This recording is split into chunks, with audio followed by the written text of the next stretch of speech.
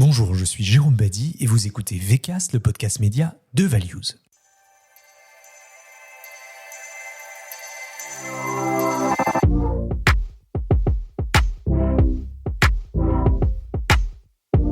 On vous parle régulièrement de télévision dans VCast et si vous êtes un fidèle, vous avez entendu parler de télé connectée, de télé segmentée, d'utilisation d'un ID unique en télé et même du sport à la télé.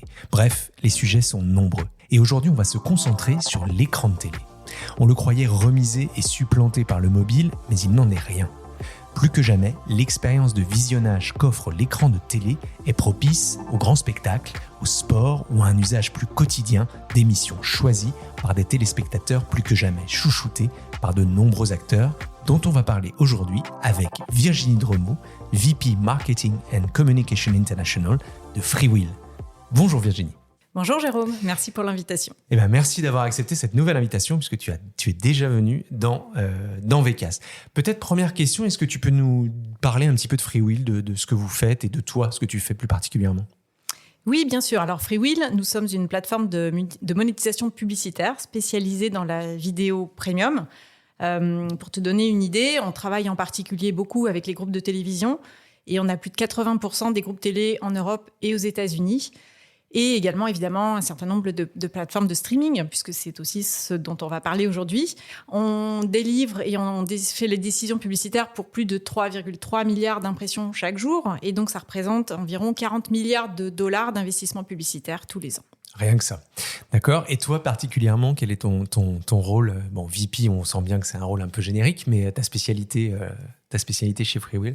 Alors moi, je suis en charge du marketing et de la communication pour l'international. Donc chez Freewill, l'international, ça veut dire à peu près tout sauf les États-Unis. Donc on a un territoire assez large qui couvre notamment l'Europe. Mais de plus en plus aussi, on se dirige du côté de l'Asie et du Middle East. Cette année, par exemple, on a lancé pour la première fois des clients en Australie. Donc on commence à avoir un territoire plutôt vaste. Et donc, mon rôle, c'est de m'occuper de tout ce qui est marketing d'un point de vue branding. Donc, évidemment, tout ce qui va concerner les événements. Par exemple, la semaine prochaine, on aura les Cannes Lions. Donc, s'occuper de notre présence aux Cannes Lions et toutes les présences, que ce soit en local ou du coup en régional. Mais également le soutien aux équipes commerciales. Donc, on a notamment des équipes qui vendent toute notre technologie publicitaire. Donc, j'ai une équipe product marketing. Et puis aussi, on a une régie publicitaire qui s'appelle Audience Express, donc de soutenir ces gens-là.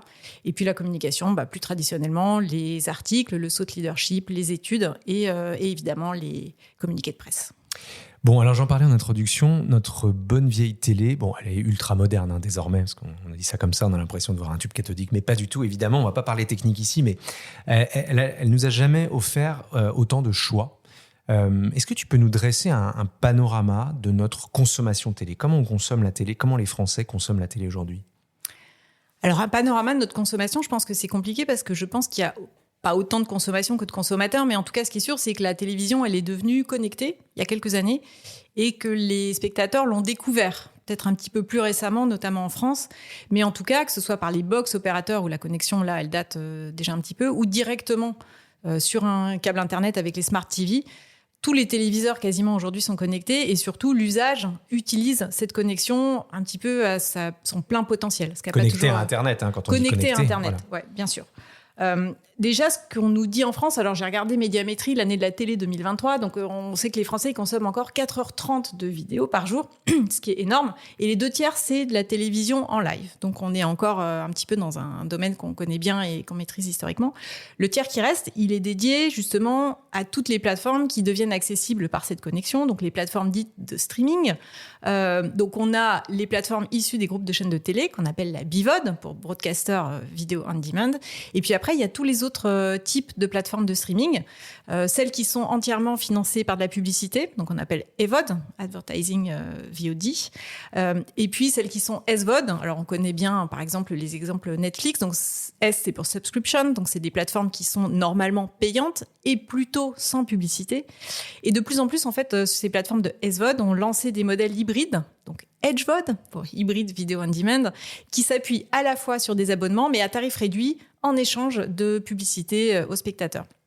Donc finalement, la consommation, elle va se répartir entre tout cet univers de chaînes traditionnelles et la TV live, comme on connaissait bien, et puis de plus en plus ces différents types de plateformes. Et ça, on a des chiffres là-dessus désormais en France, par exemple, sur les offres type Netflix, etc., donc payant, donc HVOD, c'est ça, avec publicité, on sait un petit peu ce que ça représente ? Alors, on ne sait pas ce que ça représente parce qu'ils font le choix pour l'instant de ne pas communiquer sur leur nombre d'abonnés. On a des échos du marché, donc on sait que pour l'instant, l'offre publicitaire, elle reste relativement réduite en termes de volume. Elle se développe, elle est plutôt destinée à se développer, mais ce n'est pas encore une offre très dominante d'un point de vue publicitaire. Avec une offre d'ailleurs assez qualitative sur ce genre de modèle. On va parler des opérateurs de box. En France, on se connecte quand même majoritairement à notre télé connectée grâce à une box, en fait, puisque c'est l'offre Triple Play, hein, c'est ça on disait ça comme ça. Je ne sais pas si on dit toujours ça comme ça, mais en tout cas, on disait ça comme ça.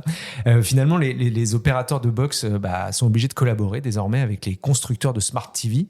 Mais est-ce qu'ils finalement ils sont pas devenus des concurrents dans la distribution des contenus?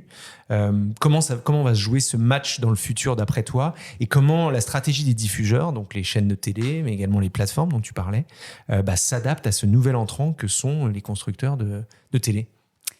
Alors oui, je pense qu'en effet, il y a une forme de concurrence qui s'est développée entre ces opérateurs historiques, donc les telcos ou les opérateurs de triple play, comme tu le disais, et les smart TV, donc les fabricants de téléviseurs, avec évidemment des échelles un peu différentes, puisque les fabricants de télévision, c'est plutôt des marques globales, donc avec une très très grande puissance de feu, alors que les opérateurs sont plutôt ou locaux ou régionaux, mais en tout cas probablement forcément un peu plus petits, donc avec un peu moins d'influence. Je pense que l'enjeu pour les deux, c'est surtout d'essayer de capter le spectateur et de le garder dans leur environnement. Et donc, la bataille aujourd'hui, elle se fait beaucoup, en effet, sur l'accès au contenu et sur la distribution de ces contenus et comment convaincre les éditeurs de contenu de placer leur contenu plutôt dans les univers et les écosystèmes des box opérateurs pour les opérateurs ou directement dans les smart TV pour les fabricants de smart TV. Ce qu'on voit, en fait, c'est que ce consommateur, il faut le remettre au centre parce que c'est vraiment son usage qui va créer les opportunités et qui va permettre à ces différents acteurs de tirer un petit peu leur épingle du jeu.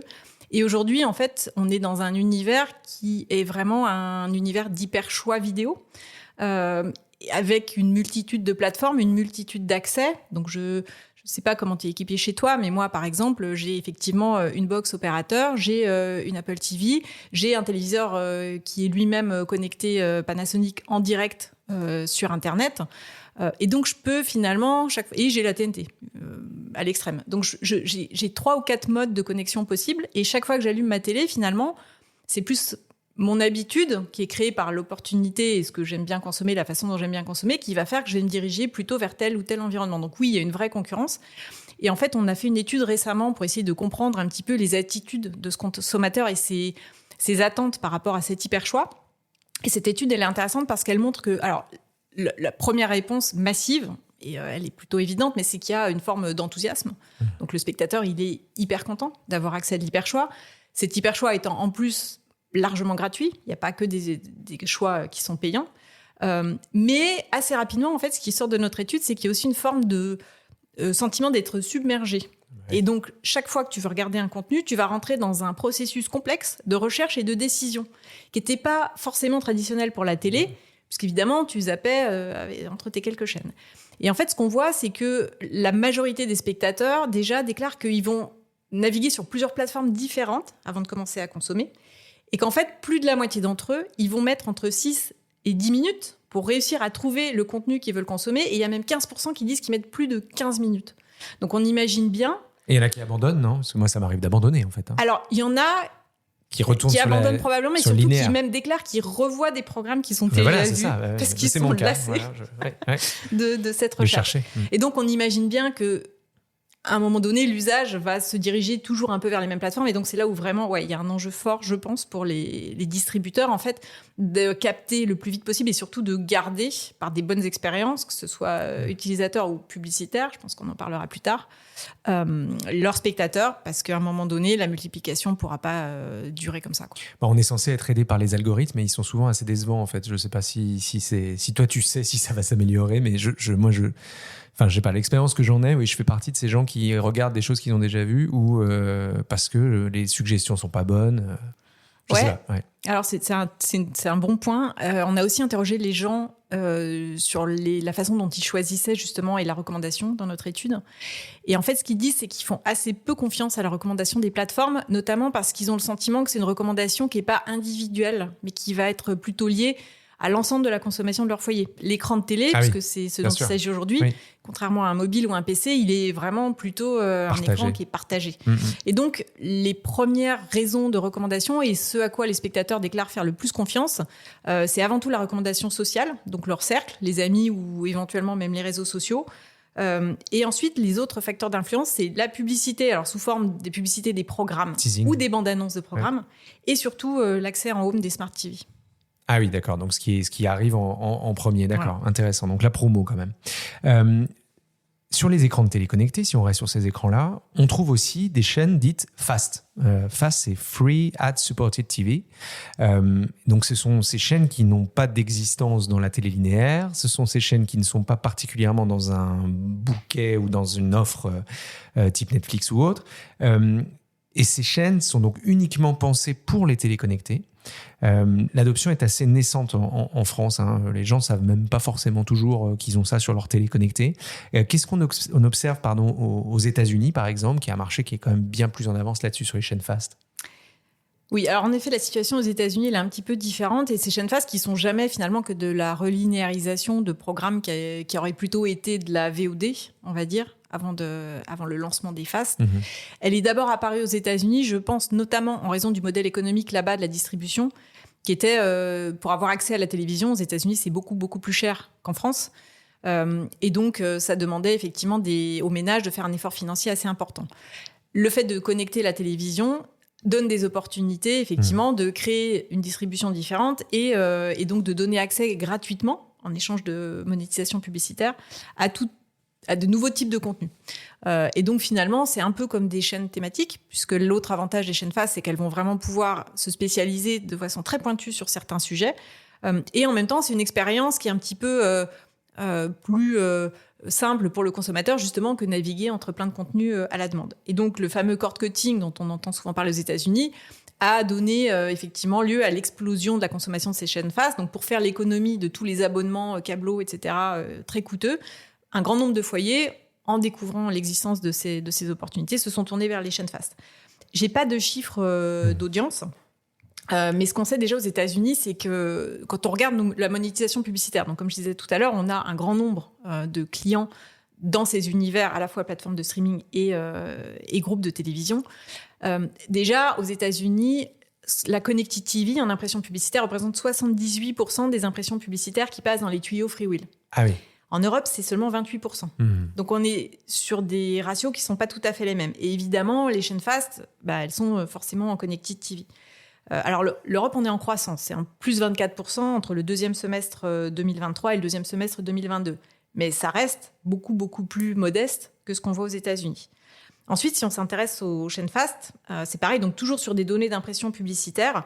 C'est là aussi assez fort aux États-Unis, puisqu'on a 25% des impressions publicitaires qui sont sur des chaînes FAST, dans ce qui passe dans nos tuyaux. Toujours. D'accord. Donc, dans ces fameux 78% Connected TV, il y a un quart qui est déjà sur des chaînes FAST. Ça progresse. C'était 23% au semestre précédent. Donc, c'est quand même significatif en termes de progression.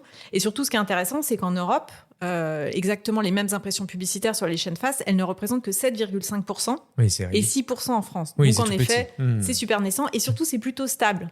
Donc là, aux États-Unis, ils sont beaucoup plus forts déjà et ils progressent. Nous, on est beaucoup plus petits et on est plutôt stable. Donc, il y a en effet une marge de progression probablement assez importante de ces chaînes, mais il faut créer l'usage dessus. Cord cutting, c'était le fait qu'on arrête des abonnements au câble, c'est ça que ça veut dire? C'est faire des économies. Okay. Un exemple de chaîne FAST, c'est quoi? Les chaînes de Red Bull, par exemple, c'est des chaînes FAST? Exactement, ouais. C'est certainement celles qui sont assez connues en France, peut-être. Ouais, il y a des chaînes spécialisées sur un programme avec de la rediff de stock aussi. Enfin, c'est assez marrant. Je vous encourage d'ailleurs, les auditeurs de VCast, à aller regarder sur votre chaîne, sur votre Connected TV. Vous allez voir, si vous commencez à regarder un peu dans les menus, descendez sur l'écran d'accueil. Vous allez voir, il y a tout un tas de chaînes, c'est assez rigolo. Du coup, quelles sont les conséquences de tout ce panorama là qu'on vient de donner, avec cette télé connectée un peu au centre de tout maintenant, sur la publicité, sur les formats, peut-être aussi sur le ciblage, mais aussi sur l'expérience. J'ai parlé d'expérience en introduction. Je crois que tu as des chiffres assez récents d'ailleurs là-dessus. Ouais, tout à fait. Donc, je pense que effectivement, la première centre d'attention, c'est l'expérience publicitaire qui va avec l'expérience utilisateur.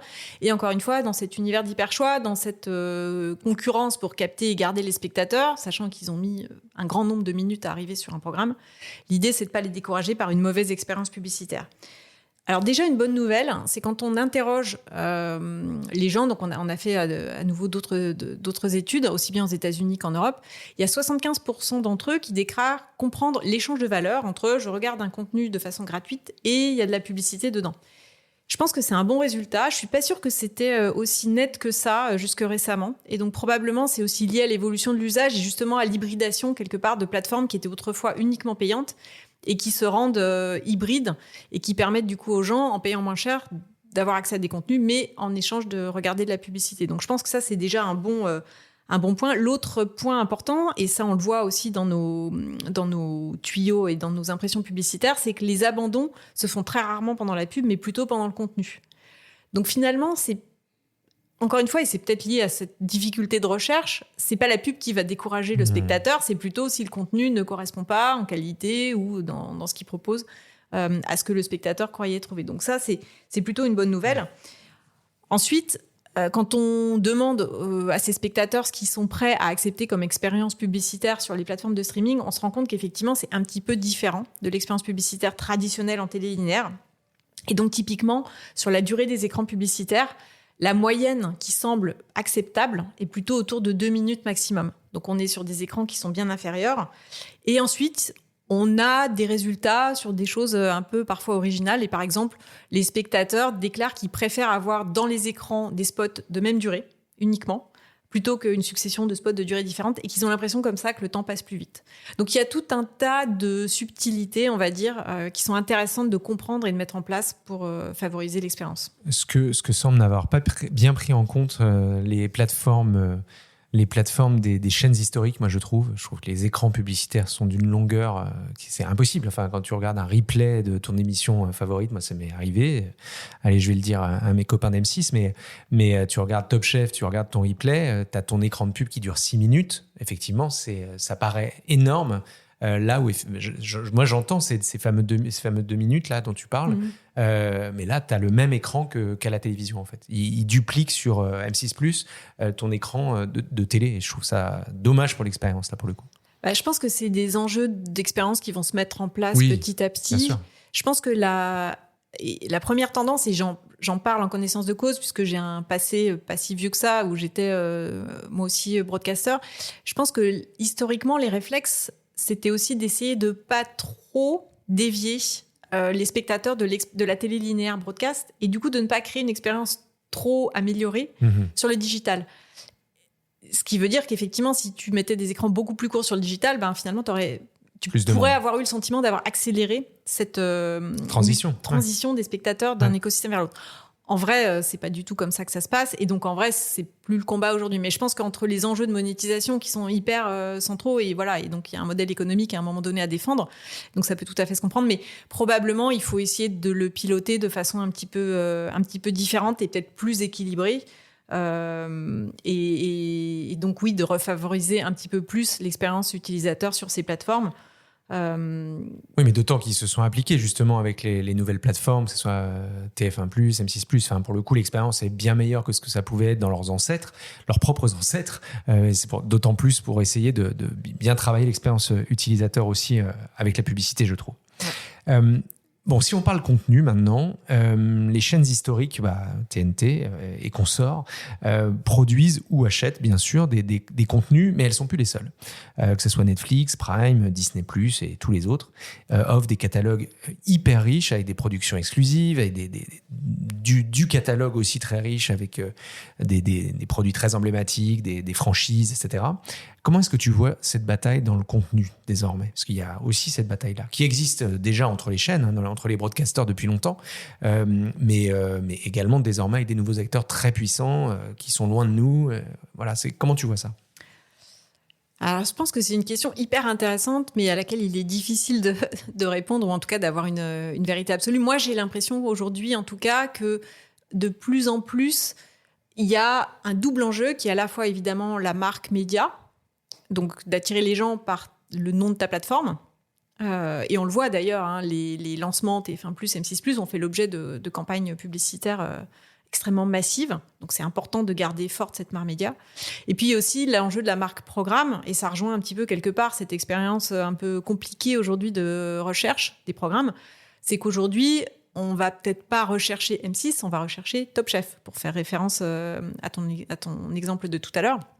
Et donc du coup, il faut aussi créer des marques programmes fortes. Donc ça demande un effort colossal. Et encore une fois, les acteurs locaux sont face à des plateformes qui sont plus globales et donc ont des forces de frappe évidemment bien supérieures.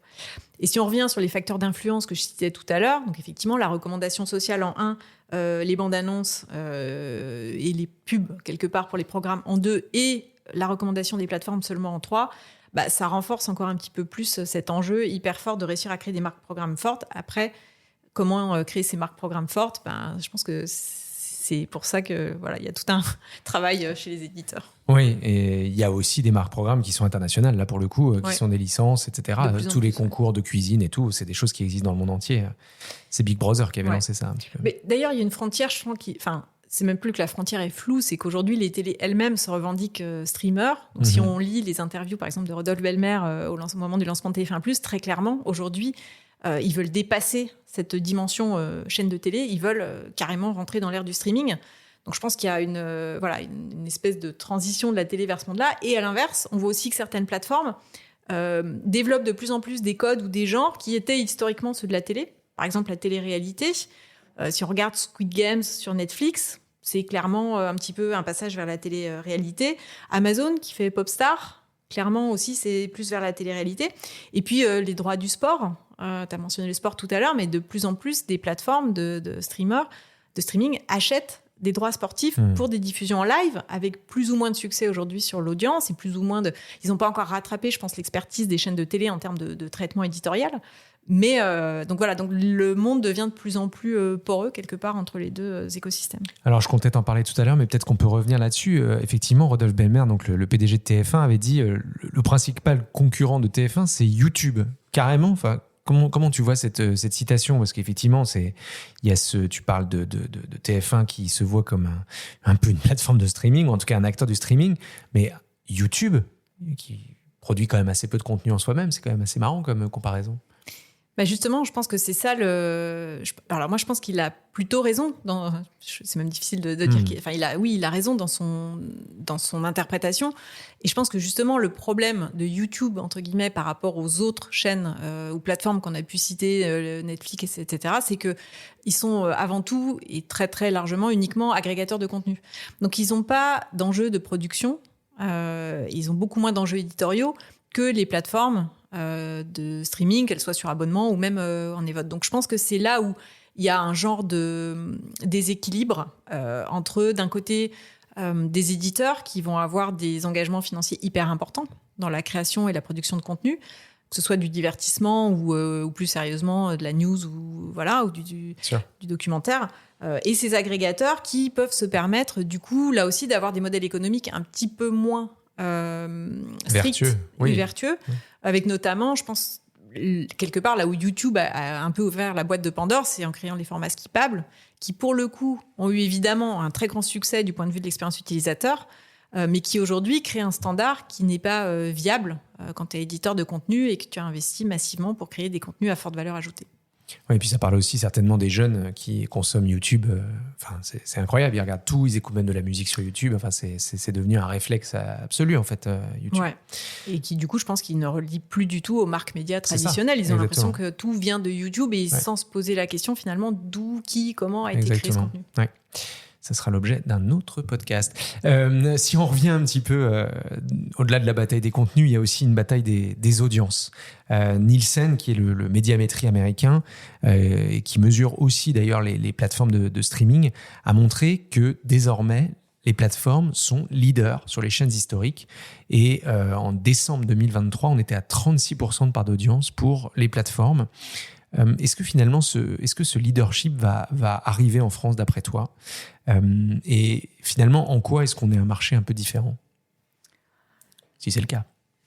Alors, ça refait un petit peu, je pense, référence à ce qu'on se disait tout à l'heure. C'est qu'effectivement, la situation, elle est un petit peu différente parce que nous, les offres triple play des opérateurs ont permis d'avoir accès de façon relativement économique, y compris sur les téléconnectés, du coup, traditionnellement, à des offres télévisuelles de qualité. Oui, parce que rappelons quand même qu'un abonnement au câble aux États-Unis, c'est quoi? C'est $150, quelque chose comme ça? C'est très vite plus de $100. Et pareil pour le téléphone, les abonnements téléphoniques, c'est extrêmement cher. Nous, il faut quand même rappeler qu'en Europe globalement, mais en France en particulier, on paye nos abonnements vraiment pas cher. Tout à fait. Et donc, du coup, c'est ça qui a probablement effectivement bénéficié et créé cette espèce d'accélération très forte sur la consommation. Nous, on n'est pas dans le même cas aujourd'hui en France. Donc, on le disait tout à l'heure, donc pas encore. Après, la bonne nouvelle, c'est vrai également aux États-Unis, puisque ça, c'est quelque chose qui a été montré par NBCU, donc notre cousin télé américain. C'est que les contenus locaux gardent une importance très forte. Donc, il y a quand même aussi un fort ancrage de l'audience qui est lié à la production et à la diffusion de contenus locaux et localisés. Donc, ça, c'est plutôt une bonne nouvelle pour les télés. L'autre tendance qu'on voit aux États-Unis et qui probablement va aussi se développer de plus en plus en France, c'est ce qu'on appelle le bundling. Donc, c'est le fait de rassembler plusieurs plateformes ensemble au sein d'une même offre. Et donc, ça fait référence à nouveau à cette expérience compliquée de recherche très longue, etc., qui, je pense, a été perçue et comprise par un grand nombre d'éditeurs.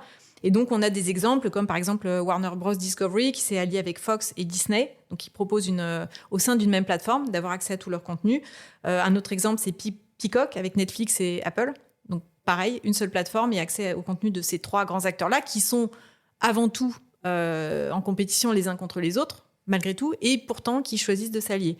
Et c'est vrai qu'en France, ça existe, mais uniquement pour l'instant en pay TV, chez MyCanal, mais où là aussi, depuis quelques années, on peut avoir accès à des plateformes de contenu qui étaient historiquement des concurrents et qui, du coup, aujourd'hui, sont consommables au sein de la plateforme. Oui, c'est pas la même chose que ce qu'a proposé Canal à 2 € avec tout ton abonnement. Non, c'est pas ça, parce que ça, c'est juste, tu as tous les abonnements, c'est pas au même endroit, en fait. Ouais, non, toi, ce que tu dis, c'est sur la même plateforme. Sur la même plateforme, voilà, mais tu payes quand même des suppléments pour avoir accès aux autres plateformes. Mais en tout cas, tu sors pas de l'univers de consommation. D'accord. Donc, tu n'es pas obligé de sortir de ton surf et d'aller consulter 3 ou 4 applications différentes pour trouver ton contenu.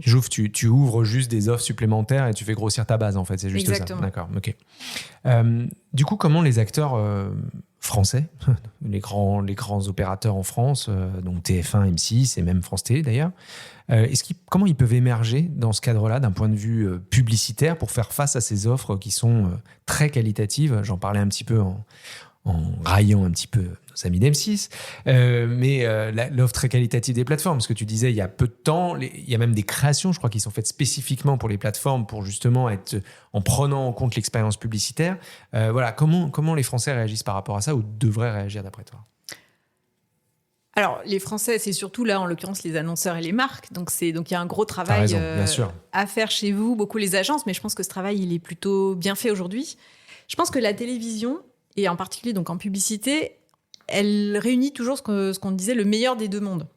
À savoir, évidemment, le reach, donc y compris, je pense, sur les offres digitales, que ce soit BVOD ou linéaire de la télévision, on a quand même une puissance de feu aujourd'hui qui est encore bien supérieure aux offres, que ce soit EVOD ou HVOD. On le disait tout à l'heure, les plateformes commencent à se lancer, mais pour l'instant, elles n'ont pas créé une utilisation, pour la bonne raison que les contenus des chaînes de télé traditionnelles restent ultra qualitatifs, qu'on a quand même ces marques programmes fortes, auxquelles on faisait référence tout à l'heure, et du coup, aujourd'hui, elles ont toujours cette capacité de reach sur le digital qui, en dehors d'autres plateformes pure player, YouTube par exemple, est très inégalée. Après, si du coup on fait référence à ces plateformes comme YouTube, plutôt UGC, l'autre avantage c'est qu'elles sont brand safe, donc là aussi elles offrent des contextes éditoriaux qui sont évidemment safe pour les annonceurs et qui offrent des contextes de diffusion où ils peuvent tout à fait programmer leurs spots sans aucune inquiétude. Et ensuite, c'est l'expérience publicitaire, je pense là aussi, qui doit être maîtrisée. Donc, on en parlait tout à l'heure. Et je pense que de plus en plus, les chaînes ont à cœur de vraiment respecter l'expérience utilisateur de ces points de vue-là. Typiquement, créer des écrans dans des moments qui ne sont pas des interruptions, on va dire, inopinées. Parce que ça, c'est aussi quelque chose qui est très, très mal perçu par les utilisateurs. Des écrans, du coup, plutôt naturels.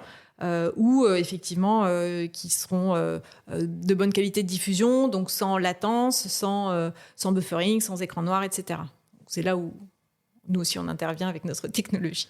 Oui, et puis, mais tu as raison, il y a aussi le travail autour de la création publicitaire en elle-même. Et c'est vrai, pour commencer à intégrer ces différents modes de consommation, le linéaire, mais aussi les autres modes de consommation. Est-ce que tu aurais vu des évolutions notables dans la manière dont la télé et la vidéo peuvent converger, que ce soit aux États-Unis ou dans d'autres pays, qui pourraient être transposables en France demain? Voilà, un petit tour, on aime bien regarder, que ce soit en prospective ou ailleurs dans le monde. Je pense que les évolutions, elles sont liées à partir du moment où la télévision elle est connectée. Tu avais une espèce de muraille de Chine entre tes inventaires linéaires broadcast, mais offline, et puis ton écosystème digital. À partir du moment où ta télévision elle est connectée, que ce soit via la box opérateur ou plus directement, tu casses quelque part cette muraille et donc tu vas pouvoir piloter tes campagnes de façon beaucoup plus holistique. Et donc, c'est ça qui va créer des opportunités intéressantes pour les annonceurs. Et je pense que les premières expériences, notamment en France, ça a été fait avec la télévision segmentée. Et donc, il y a pas mal de projets en cours aujourd'hui pour être capable justement d'interpréter une exposition publicitaire sur de la télévision linéaire broadcast et prendre des décisions en télévision segmentée, soit pour augmenter de la couverture, soit pour renforcer de l'exposition en augmentant la répétition. Donc, tout ça, c'est des choses qui sont en train d'être mises en place et qui existent déjà, en effet, dans un certain nombre d'autres pays et qui restent des opportunités très, très fortes. Ce qui est certain, c'est que la convergence, elle est souhaitée par un grand nombre de groupes de télé. Et si je prends alors là, pour le coup, des exemples de chaînes de télévision anglaises, Channel 4, qui est un de nos clients, et ITV, qui ont des ambitions extrêmement affichées et fortes sur le digital, puisque dès 2024, ils visent 30% de leurs revenus publicitaires issus de leurs environnements digitaux et 50% en 2025. Je pense que par rapport à aux équilibres et aux proportions qu'on connaît aujourd'hui en France, c'est hyper ambitieux, hyper significatif, mais c'est une tendance et ça va. Et encore une fois, les lancements de TF1+ et de M6+ annoncent exactement aussi ces ambitions-là. Pour y aider, oui. Bon, allez, pour conclure, on va parler un petit peu de données, de data. Comment est-ce que, d'après toi, les annonceurs doivent envisager leur plan média de demain avec ces différents leviers entre adressabilité, tu as commencé à en parler, et linéaire? Comment est-ce qu'il faudrait apporter de la clarté un petit peu dans tout ça? On parle beaucoup d'une mesure d'audience unifiée, de la fin du GRP vers le CPM, le coût pour 1000. Voilà, qu'est-ce que tu penses de tous ces changements et comment tu vois l'utilisation de la donnée au profit de l'annonceur, de la visiter des marques, mais aussi, in fine, au profit du financement des différents acteurs? Alors, la mesure unifiée, c'est un sujet vaste et je pense qu'il fait l'objet de beaucoup de discussions. Elle est attendue partout, mais à ma connaissance, il n'y a pas de mesure unifiée parfaite qui existe encore aujourd'hui nulle part. Les expériences qui sont en cours, par exemple aux États-Unis, c'est plus des expériences qui viennent d'acteurs qui mesurent entre eux, mais il n'y a pas forcément encore de certification ou d'acteurs tiers de confiance aujourd'hui qui permettent de faire cette mesure unifiée. Donc, j'entends que c'est assez compliqué pour les annonceurs de s'y retrouver là-dedans. Je pense que le Graal, c'est en effet un pilotage unifié, donc d'être capable d'interpréter des impressions publicitaires à la fois entre les écosystèmes broadcast, offline et online, mais aussi entre toutes les chaînes ensemble et pas juste de piloter chaîne par chaîne ou régie publicitaire par régie publicitaire. Donc là, il y a des initiatives en cours dans plein de pays, mais pour l'instant, c'est pas encore forcément des choses qui ont réussi à aboutir. Et alors après, sur la partie plutôt monnaie d'échange, donc si on parle du CPM, là aussi, donc il y a eu des annonces qui avaient été faites en France qui prennent un petit peu de temps à se mettre en place. Probablement pour plein de bonnes raisons. C'est vrai que le GRP offre une richesse d'informations qui est très précieuse et qu'il ne faut pas perdre dans le CPM. L'interprétation d'une impression publicitaire sur le digital aujourd'hui n'est pas égale à l'interprétation d'une impression publicitaire en télévision linéaire. Donc je pense qu'il faut réussir à aligner un petit peu tout ça.